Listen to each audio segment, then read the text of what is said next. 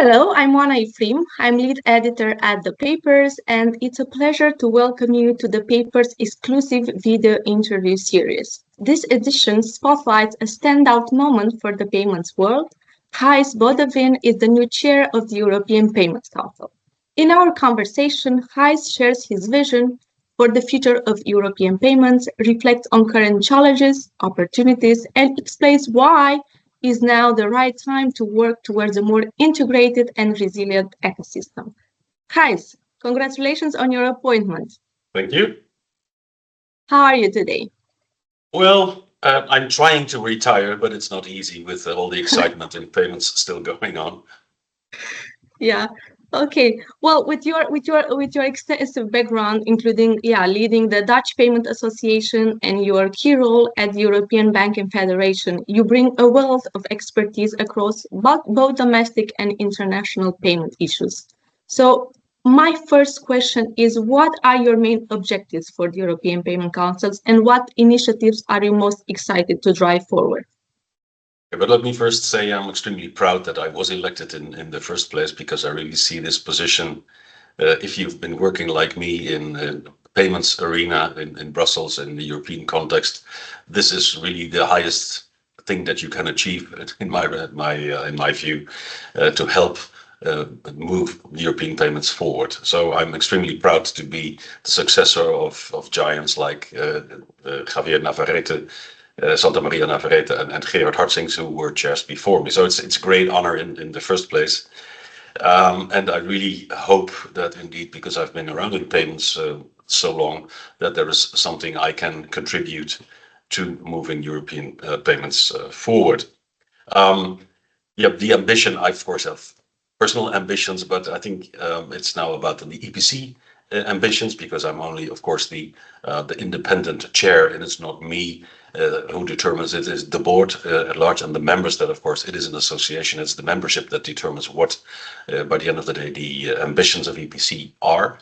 And I always think it's good to take one step back to really focus on what is the raison d'être of EPC, what do the bylaws say, what is really the purpose and the mission of EPC. So to sum up a little bit, the purpose of EPC, in a formal sense, it's to support and promote European payments integration and development, notably the single euro payments area. And the mission is to contribute to safe, reliable, efficient, economically balanced, sustainable, convenient payments in that integrated economy, because SEPA is part of the bigger picture of creating the internal market, European internal market for goods and services, more specifically for us than payment services. So this really has to be seen in that context. It is pre-competitive. We cannot, well, from the DG Comp perspective, say that we determine what is cooperative and what is commercial competitive space, but EPC operates at the scheme layer, at the collective space, in a pre-competitive space, based on which, in the commercial space, market participants can develop end user solutions and compete for the favors of end customers. Yeah. So it is really foundational for innovation and progress, what we do, but we cannot and will not enter, let's say, the commercial space. It is facilitating market participants to innovate and provide end user solutions. That is really the key mission of EPC. Yeah. And looking further ahead, what is your what do you see as a timeline for the future of payments, and what direction right now the industry should take? Yes. So if you look back, I mean, SEPA has been around for some time, since the beginning of the millennium, the single euro payments area. One could sort of, if you look back, contend that we are sort of entering the third phase. The first phase was, we call it 1.0 under Gerard Hartzing, was the development of the schemes, the basic schemes, SEPA credit transfer, SEPA direct debit. Second phase under the leadership of Javier Santa Maria Navarrete was more consolidation, further evolution of the schemes, also the development of some payments related schemes like SEPA request to pay, which are overlay schemes on top of the payments. And one could contend that, well, it's just a way of looking at it, that we are now going to SEPA 3.0 even, which is a new phase. And I set up some things about that also in my introductory statement on the EPC website. We find ourselves, of course, in a completely new context, geopolitical turmoil. It's all about resilience, autonomy, strategic open autonomy, and creating pan-European payment solutions. So that bigger picture of within the geopolitical context makes it extremely dynamic, but also extremely interesting, of course, to see what role can EPC play there, given its purpose and mission, and to contribute to the further development of SEPA, let's say, and then we, as a notion, one could say SEPA 3.0. It will not, yeah, go ahead. No, please go ahead. Yeah. Well, but it's not, of course, that there is a specific point in time where SEPA 1.0 ended and SEPA 2.0 ended. It's not that way. It's a continuum, of course, and it's a matter of looking at it just to help structure our thinking of what next steps should be. So it's just a way of structuring our thinking, strategic thinking, and how it should further evolve, because it will not be revolution, it will always be evolution. I mean, the industry, we have a couple of thousand scheme participants, so anything EPC does or changes in the basic schemes has a massive impact on the industry in the change management side. So this will always be a slowly evolving and moving mechanism. We cannot snap say we're going to do it completely different next week. That's totally impossible within payments. It takes time and effort to build the infrastructure, and it will gradually evolve. So it's more evolution than revolution. Definitely, and indeed, it takes time and efforts. But are there also any challenges standing in the way of that vision today? Well, yes, there are many challenges, of course, always from the geopolitical circumstance. I always find it important to state, I mean, the demand from the European Central Bank and the European Commission for what we like to say call homegrown European payment solutions as an alternative to the non-European payment solutions is not new. It has been around for many years, and the SEPA itself is really part of that homegrown pan-European payment solution. So the notion is not caused by the geopolitical circumstances, is an internal market thing which has been around for decades. But the dynamics have, of course, changed, and the sense of urgency to hurry with those pan-European solutions, because now the autonomy and also from a cyber security perspective, the resilience is all about autonomy and resilience these days. That urgency is quite new. So it's not just the economic desire to have an internal market, but we also need to be more defensive, be able to defend ourselves and protect our autonomy to non-European forces. And that is really different than, let's say, 5 or 10 years ago. I mean, the idea of an internal market was always there, but the dimensions have changed and the dynamics have changed. That's what I would like to say. So that's why we, and that is exciting, of course, we see the response of the industry to the call for action of the authorities. We see the European Payments Initiative, we see Europa, different views of how to create those pan-European payment solutions. Let's say what I always call it bottom up, which is in making existing local champions, which is basically the Europa initiative, interoperable, or top down, which is basically the EPI approach. We start from scratch and build new.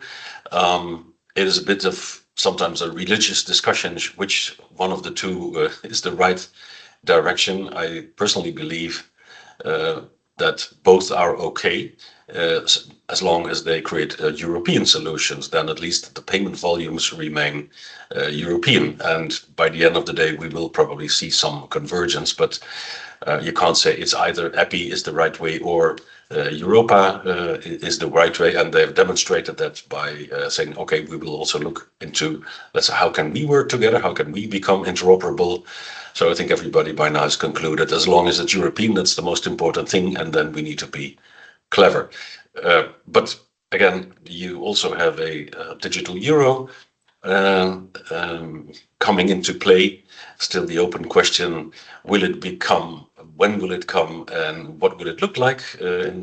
That's still under discussion, of course, especially in the European Parliament with Mr. Navarrete as a responsible rapporteur. ECB's position is clear. The industry is, of course, hesitant. What is the added value from a retail payments perspective?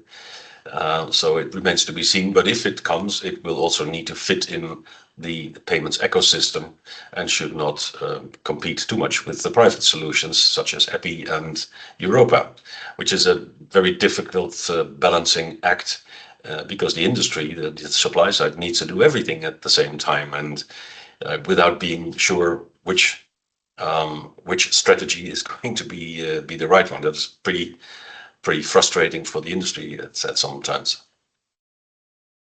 Right, thank you.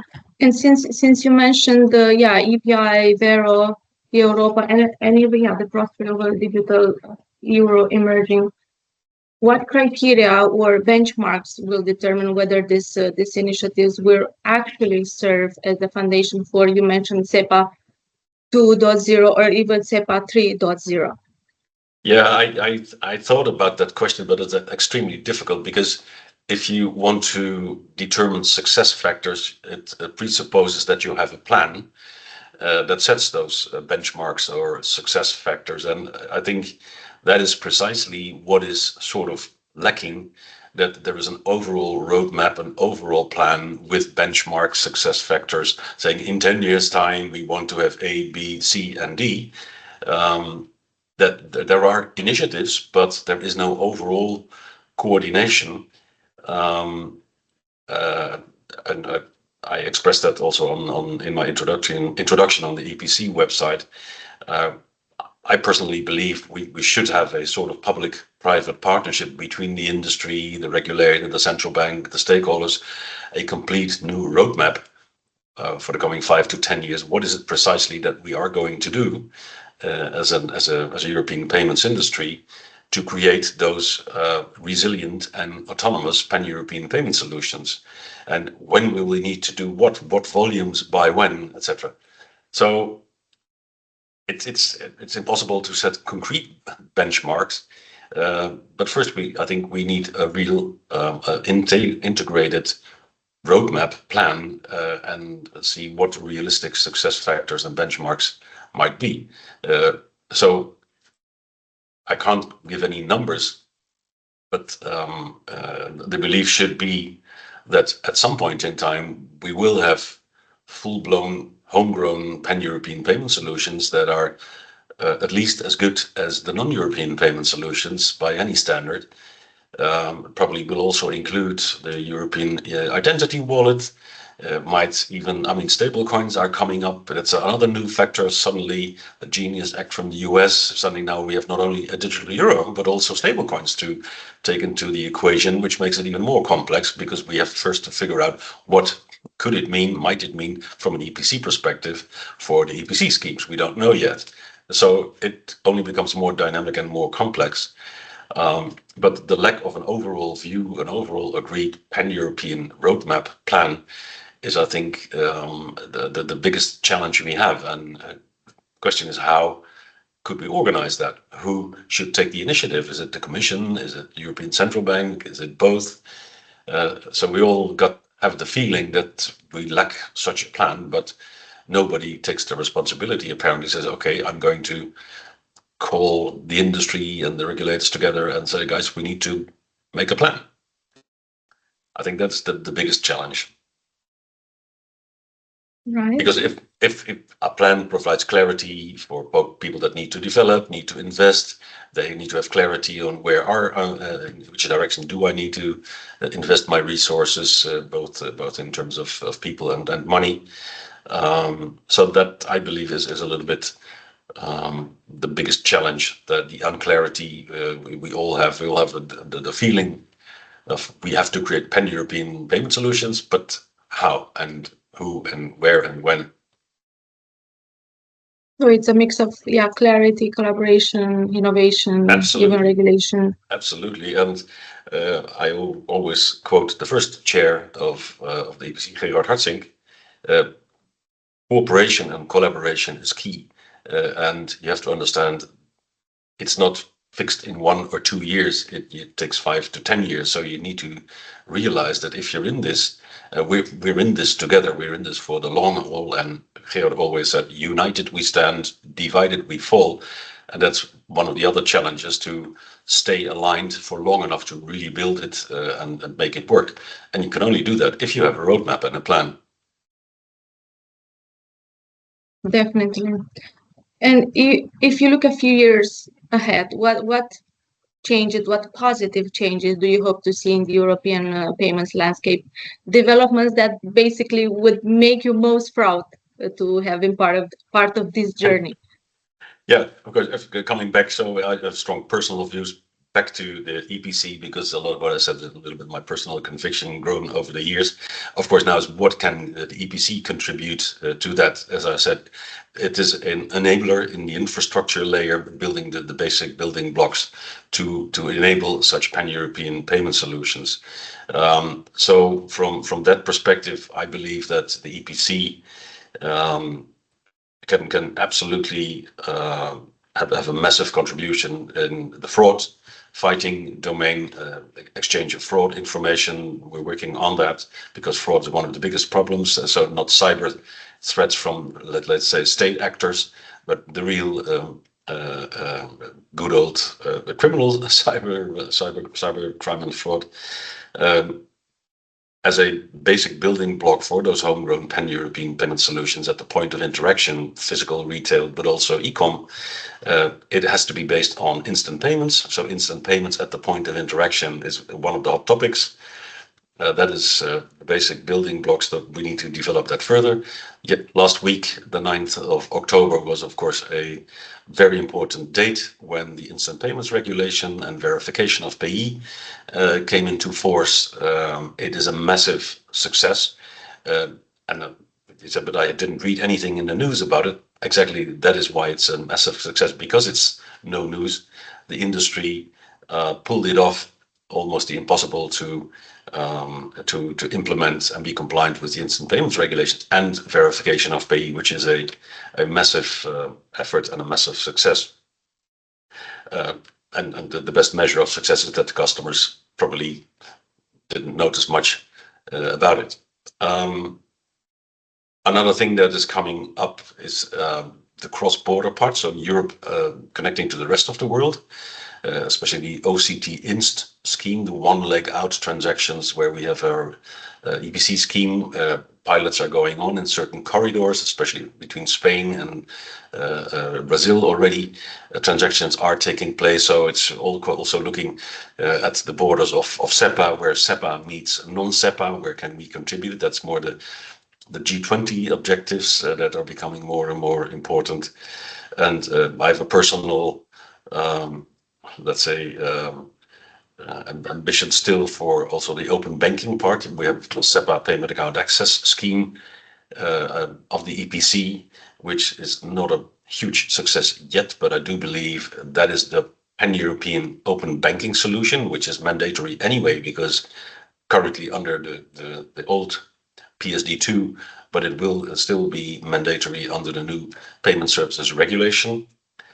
So it would also be good to make SPA fly as the pan-European open banking solution, complementary to the instant at POR. I think that's, and well, EPC has 3 pillars. Let's say we call it the facilitation, which is basically the scheme management, the change management cycles of the rule books. We call it the second pillar, the sort of orchestration, which is of course only taking place in the infrastructure layer, but just bringing parties together, the clearing and settlement mechanisms, or the routing and verification mechanisms of, so it's a coordinating, orchestrating role, but in the infrastructure layer, not in the commercial space. And of course, there's also innovation, again, also in the infrastructure layer, and that is, for instance, the electronic directory service that EPC is now running in the context of the verification of payee. So the role of EPC is becoming more and more important. We are able to hire a couple of extra people to do all the work, because well, it's a very small secretariat, the EPC, that does a massive job. And of course, there's always a demand for more money and more people, and the members say, but why, etc. But we are well underway, I think, to have a very robust secretariat to support it all. Thank you so much. Thank you for your insights and for your time, Gijs. And yeah, we wish you all the best in your new role as chair of the European Payment Councils. And we look forward to actually seeing your vision for European payments unfold. Thank you so much. Thank you. My pleasure.